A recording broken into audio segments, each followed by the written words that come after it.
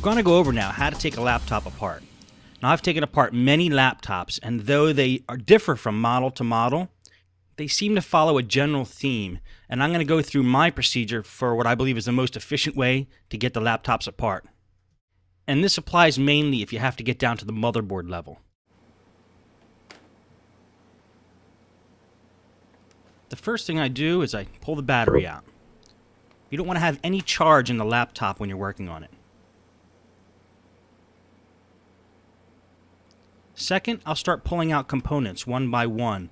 Components that I can get to easily and that will be able to be removed so they're not connected to the motherboard, like the CD drive.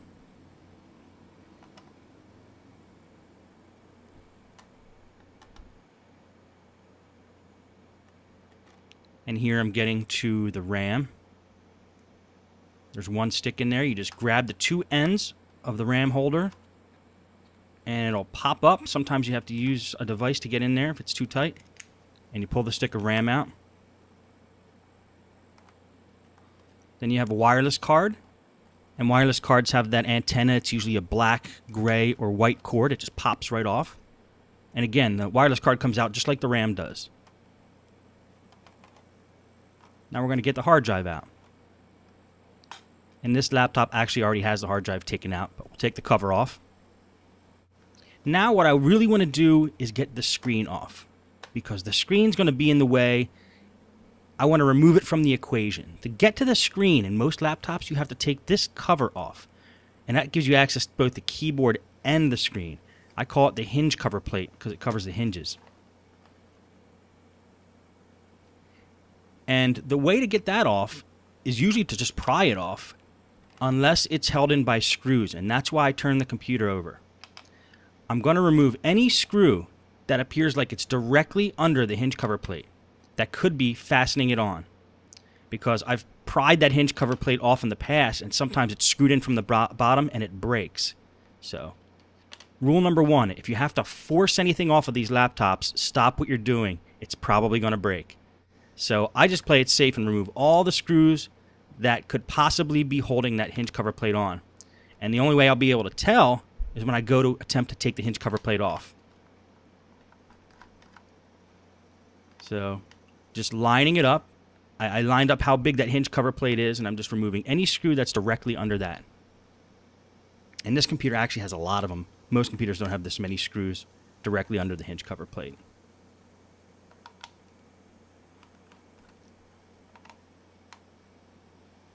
And that looks like all of them that could possibly be holding it in.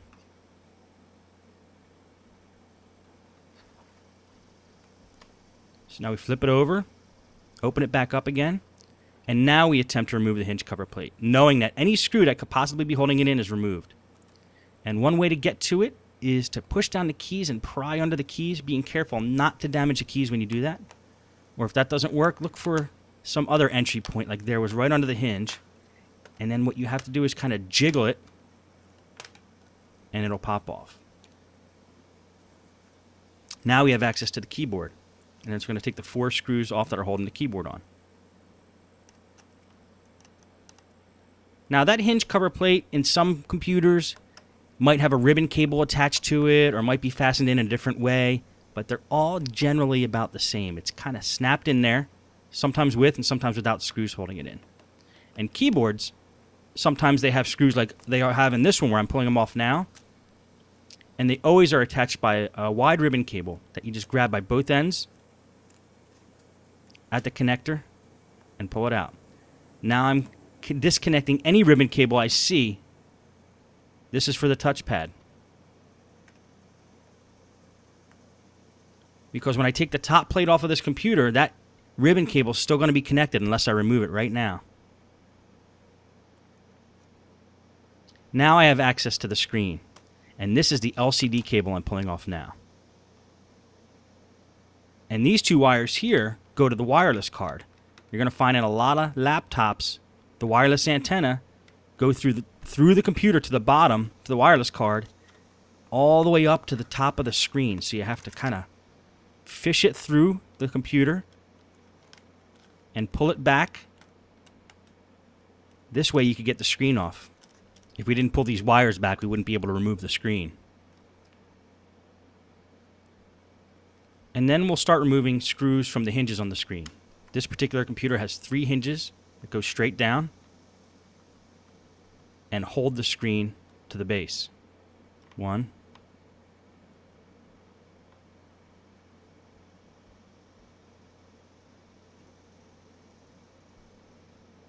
And they're on pretty tight, which is a good thing. You want these screws to be tight on a computer because these are the ones that are holding the screen on. You don't want the screen to be flapping around. And then we'll pull the screws out of the other side. Now, if you'll notice what I'm doing with the screws after I'm taking them out of the computer, I'm putting them loosely in certain piles so I remember where they go. And we're going to talk more about this at the very end of this video, so don't get too hung up on wondering what screws go back into the computer and what positions. We will address that because that's definitely a big question.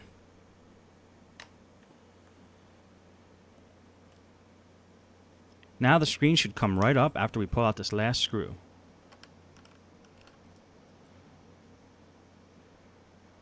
The screen pops right out. Now our objective is to remove the top part of the case from the bottom part of the case so we get to the motherboard. So let's get that ribbon cable unattached.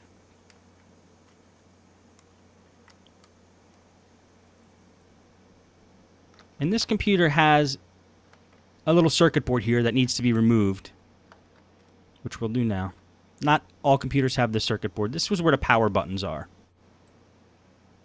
I'm just going to take a screwdriver and just pop up the side a little bit and the whole plate should come right out. There we go. Now we're going to start removing screws from the top plate. Any screw that we see that appears to be holding the top part of the case to the bottom part of the case.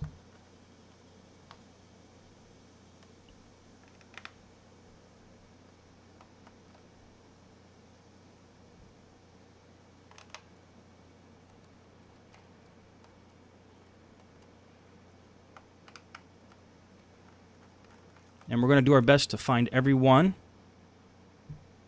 And we'll know if we miss one because the cases won't come apart. And now we want to turn it over and remove any other screw that appears to be holding the 2 cases together.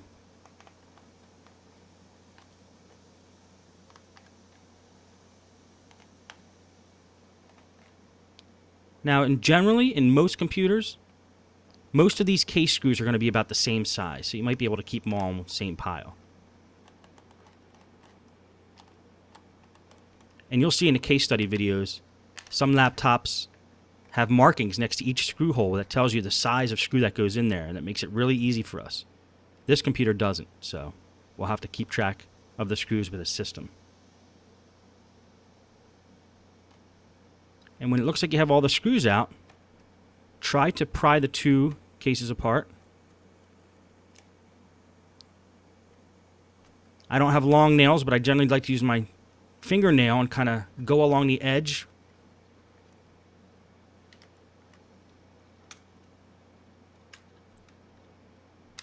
And just find some entry point where there's already a little bit of an opening there, a gap that you can get your nail in and kind of bring it all around and try to get these 2 cases apart. Remember, don't force anything. And it looks like this is being held in by something, so let's check for screws. And yes, I forgot 1 screw on the top part of the case. Let's see what happens once we get that out. It's coming apart much easier now.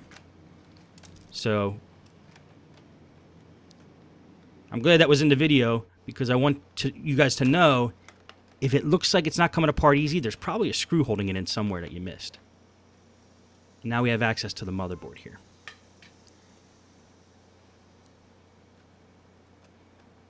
Let's put that off to the side. And we'll attempt to remove the motherboard now from the top part of the case. This big black device here is just the speakers, and that attaches with a connector to the motherboard.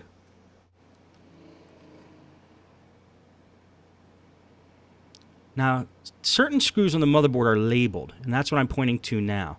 They have letters next to them.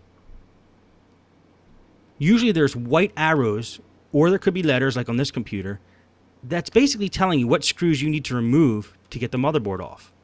The motherboard has many screws if you look at it from the top, but you only need to take a few of them off to get the motherboard off. And it's usually marked on the motherboard by white arrows.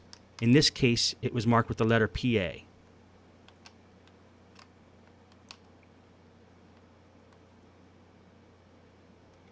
Now this little piece here is just an extension for the battery.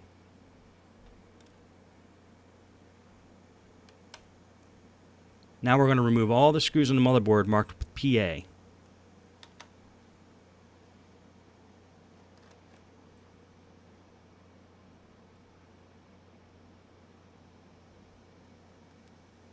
And when it looks like we have them all, try to pull the motherboard out of the case, gently. And you'll start to feel where the pressure is coming from if there's any other screws holding it in. And what this is here is the processor and heatsink and CPU fan. It usually all comes off in one big device and snaps onto the motherboard with a cable there. And if you notice those numbers, 1, 2, 3, right next to the screw holes, that's usually an indicator, and it will be on most laptops, an indicator of what screws hold in the heatsink over the processor, so you don't tighten them all down in the wrong way. It actually is a guide. It helps you as a guide.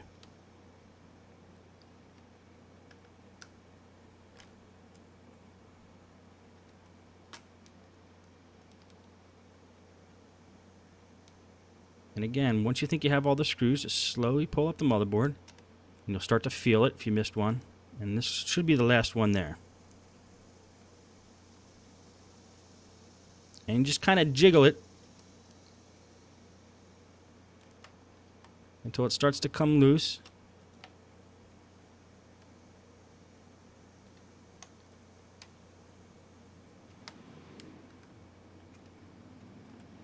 And pops right out. And that plastic piece I pulled out is just the holder for the PCM-CIA slot. I'm going to lay something down so there's no static electricity on the motherboard when I place it down.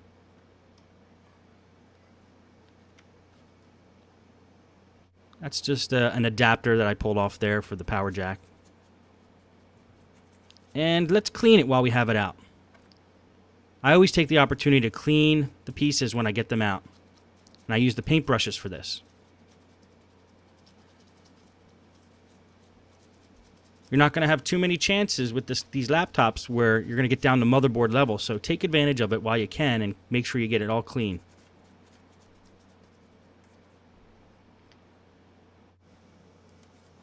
And since you have the fan out for the processor, blow it out with compressed air.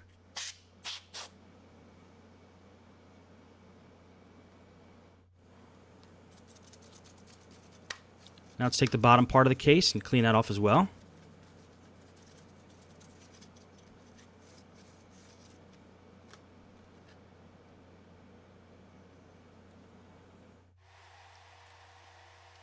And now, say if you did have to do a motherboard replacement, you got to start putting everything back together again. And I sped this video up because putting it back together is almost identical to taking it apart in reverse order.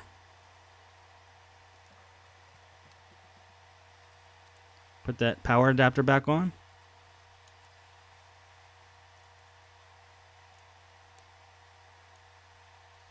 Now we're putting the screws all back on the motherboard marked with the letters PA. Put the speakers on, attach them to the motherboard. They just fit right in there, which they usually do. And that's just a battery extender. Make sure you have all the screws on that were originally on the motherboard before you put the black cover back on. And that's twice I just checked to make sure I had them all back on there, and I do now. So now I can put the cover back on. It'll usually snap right together.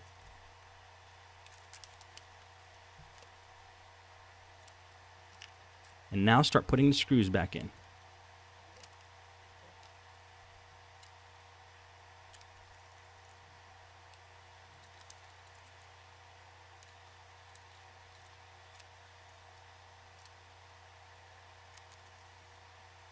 Now if you notice, these are screws I took out originally because I thought they were holding the hinge cover plate on. But since they're not, I can put them back on now. And then I'll put all the screws back on the top plate, or the top part of the case. Attach the ribbon cable for the touchpad.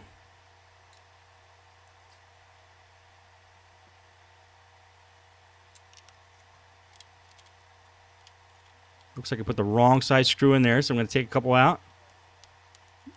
And put them all back in.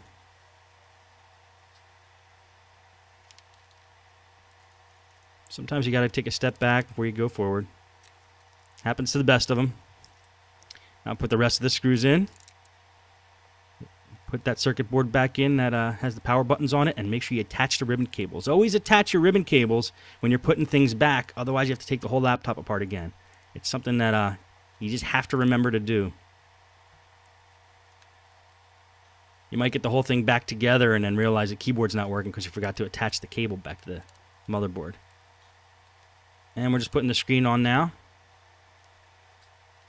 Now what I'm going to do, if you watch, is take a bigger screwdriver when I'm done tightening these up, because I want a little extra torque on these screws, because I don't want the screen to be flapping around. I want those screws to hold. So I just take a little bigger screwdriver and put a little extra torque into them before I put everything back. Attach the LCD cable, and now we're going to feed the wireless antenna back through the computer the same way it came out. We're going to close it up. Pull the wires through. Might as well throw the wireless card in now just to get those antenna out of the way. And they snap right back on to the little connectors there. Nothing magical about those connectors. They're very easy. Just put the RAM in.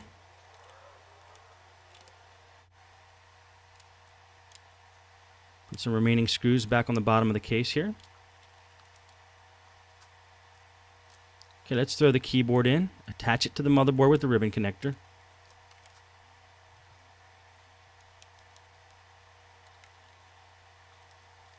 Attach the 4 screws to hold it on. Put the hinge cover plate back on. CD drive back in. Battery in. Hard drive cover back on. And that is pretty much how you do it. Most laptops are going to follow that pattern. And that's how I do it.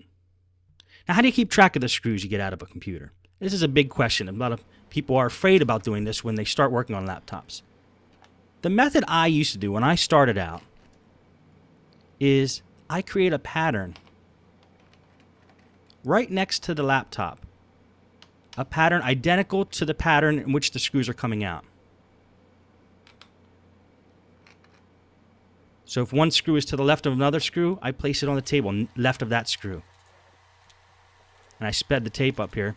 You'll notice that a pattern starts to form of the bottom of the case.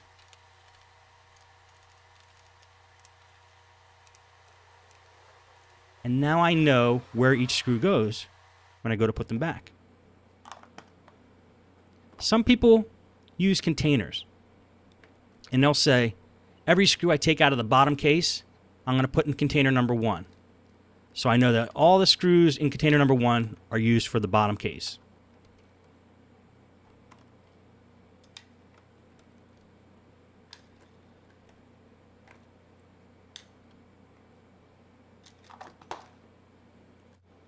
And then I'll get a second container. And this will be for maybe screws on the top part of the case, or screws holding the keyboard or the screen on. And then when you're down to motherboard level, there's more screws. So you could use another case for that.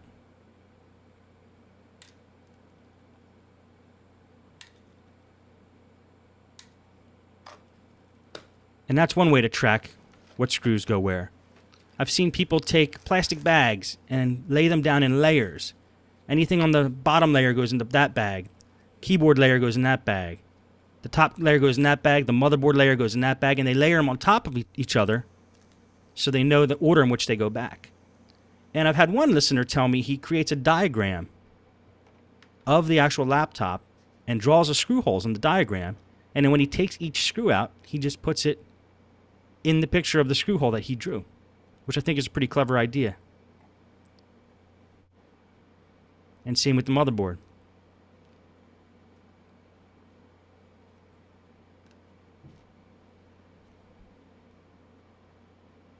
And he does that for each layer that he has to.